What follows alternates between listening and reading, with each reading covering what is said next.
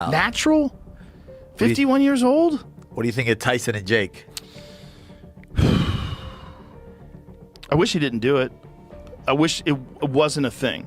I wish it wasn't a thing where a 58-year-old guy was going to fight a 28-year-old. That said, that out the window. If you're Mike Tyson. Yeah. If you're Mike Tyson, you know. I mean, even Paul, bro. Paul is not a small guy. No. He's big. Like a lot of guys think he's tiny. He's a huge boy. He's a big dude, and he can crack. Yeah. And I always say that people look at him like a guy who is a YouTuber, and they're denying his skills. Not anymore, bro. Before, when he first was coming out, that's the way you should look at him. A celebrity. This was not something for some charity. No. We're gonna do this. And Jake Paul, they asked Jake Paul, did he take his foot off the gas? Stephen A., this is what he said. Yeah, definitely a bit. I wanted to give the fans a show, but I didn't want to hurt someone that didn't need to be hurt. Yeah. Wow. Hopefully, he's made enough money. Joe Rogan reacts to Jake Paul versus Mike Tyson. I wish it wasn't a thing. Natural. That's what 51-year-old Joe Rogan called it, his gut reaction to watching Mike Tyson, at 58, step into the ring against 28-year-old Jake Paul. And like many fans, he was torn. I wish he didn't do it. I wish it wasn't a thing. I wish it wasn't a thing where a 58-year-old guy was going to fight a 28-year-old, Rogan said. But, as he quickly acknowledged, that's out the window if you're Mike Tyson. And Jake Paul? Bro, Paul is not a small guy. People think he's tiny because he came from YouTube. But he's a big dude. And he can crack. It wasn't always that way. Early on, people wrote Paul off as just a celebrity playing boxer. Not anymore. He's put in the work, and even Rogan admits, you can't deny his skill anymore. This wasn't a charity stunt. This was a legit fight, promoted on a massive platform, Netflix's first big swing at combat sports. And it paid off. 72,300 fans filled at NT Stadium, with over 65 million watching around the world. The fight, though? Not what fans had hoped. Jake Paul cruised to a unanimous decision win. Tyson, wearing a knee brace and moving stiffly, showed flashes of the old magic early, some sharp. You can say whatever you want about Jake Paul. I don't think he's a great boxer. I don't think he's a good boxer. I think he's a great marketer. And he held Mike up. And Mike didn't have any spring in his step, as I've said many, many times. If Mike doesn't get you in the first round, he's not going to get you. Jake Paul is probably a better boxer. Well, certainly now. But I just didn't want Mike embarrassed. That's all. And then when he said he wanted to fight Jake Paul's brother, I go, no, Mike, we're not going to do this again. 60 million households tuned in for that, or at least tried to with Netflix. The undercard was great. The women, awesome. And then all of a sudden, you're watching, and there weren't any real standout punches, no real flurries or anything like that. And Mike biting on his gloves he says he has a biting fixation. Oh, we know that, Mike. But Mike got paid, and Jake Paul is going to take on somebody else again. Go back to when Jake Paul fought Nate Robinson.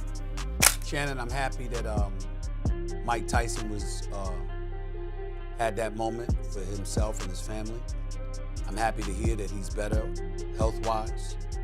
I'm certainly happy he got that bag. I think it was about $20 million that he got for the night. On that surface, I'm very, very happy for him. I wish him nothing but the best. All of us who love boxing will forever be fans of Mike Tyson. Mad love and respect to him. He looked bad.